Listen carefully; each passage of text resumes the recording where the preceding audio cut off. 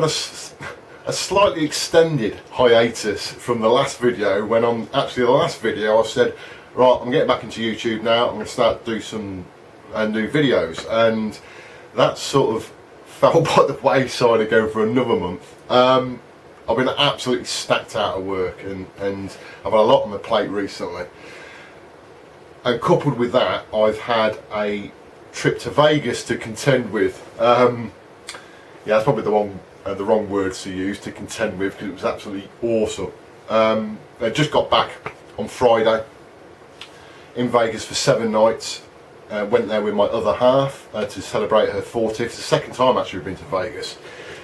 If any of you guys are sort of thinking or toying with the idea of Vegas, or never thought about it before, and you want a full-on party for the amount of time that you're there, Vegas is the place to go, baby.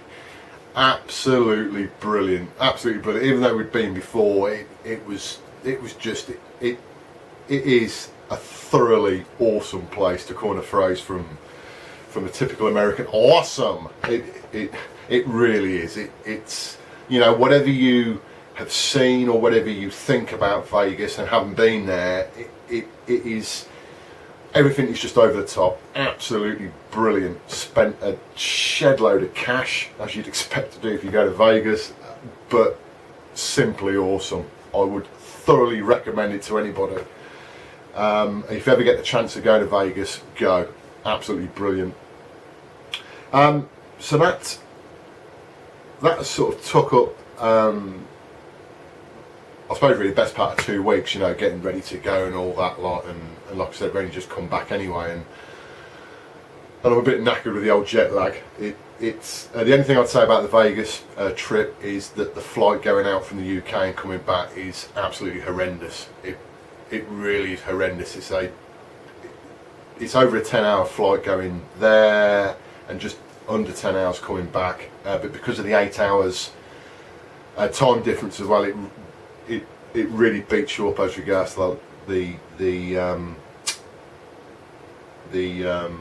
yeah, I've just said it already, haven't I?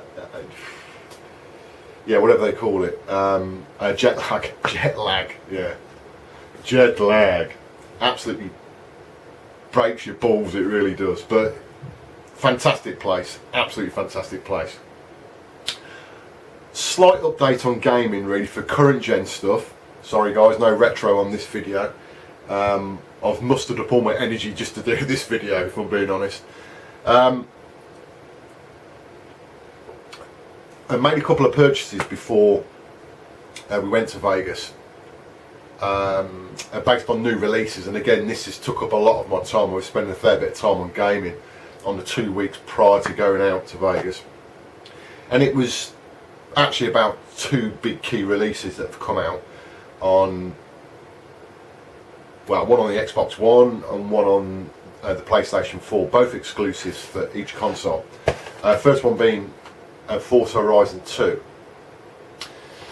As I said in my previous video, if you like sort of arcade type races and you have enjoyed, or you enjoyed Forza Horizon on the Xbox 360, you need to get Forza Horizon 2 on the Xbox One. I don't know what the Xbox 360 version is like of this, but it's not as good as the Xbox One version, purely down to the well, not so much the gameplay, or there's a lot more on this than the Xbox 360 version, but the graphical representation of this and the immersive nature of the game, it is stunning. It really is, and I've put a fair few hours into this. Back in the UK now, I can get back into it, and perhaps my next video that I do, proper video I do, will be a bit of a run through of the game, and I'll play it through on my driving rig. But it is an outstanding game, really is outstanding. So if you've got an Xbox One and you're into your driving, yeah, sorry, I won't say driving sims because it's not a sim, but your sort of arcade type racing games, get this. It is simply awesome.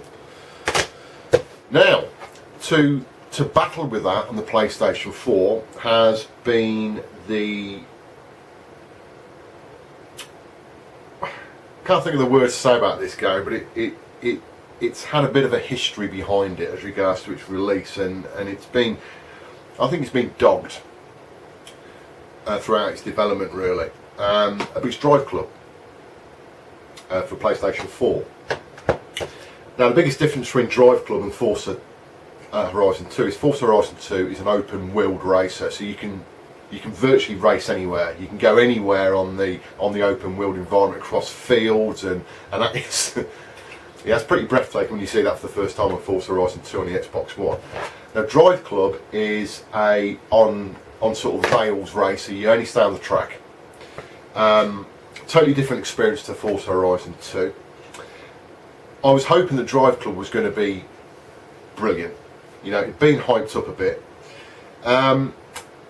Whilst it's okay, it is, in my opinion, nowhere near to the level of Forza Horizon 2 as regards to what you can do in it and its playability and enjoyability. Drive Club is much more limited. It's much more linear, and I suppose with recent sort of games we're used to this sort of open world environment, and that's what Forza Horizon 2 gives you. It gives you that open world environment, and it's stunning. Now Drive Club looks good. It does look good. Now both games are actually at 30 frames a second, and you're probably thinking, what driving game in this day and age at 30 frames a second? Well, Forza Horizon 2, Forza Horizon on the Xbox 360 was also 30 frames a second, and it was very smooth. You know, even though it's 30 frames, it was very smooth. At Forza Horizon 2, exactly the same, 30 frames, very smooth. At Drive Club is 30 frames a second, but it looks a bit jerky. And I'm not the only one that said that. I've read other comments from other people, and I don't know what it is, but it's not as smooth as Forza Horizon 2. It's this is definitely the second-rate driving game out of the two, without a shadow of a doubt. If you've got a PlayStation 4 and you're into driving games, then get it. I would get it, but it's not as good as Forza Horizon 2. So if you've got a choice between the two and you wonder which one to get, I'd get Horizon 2 without a shadow of a doubt. But Drive Club is good, it's okay.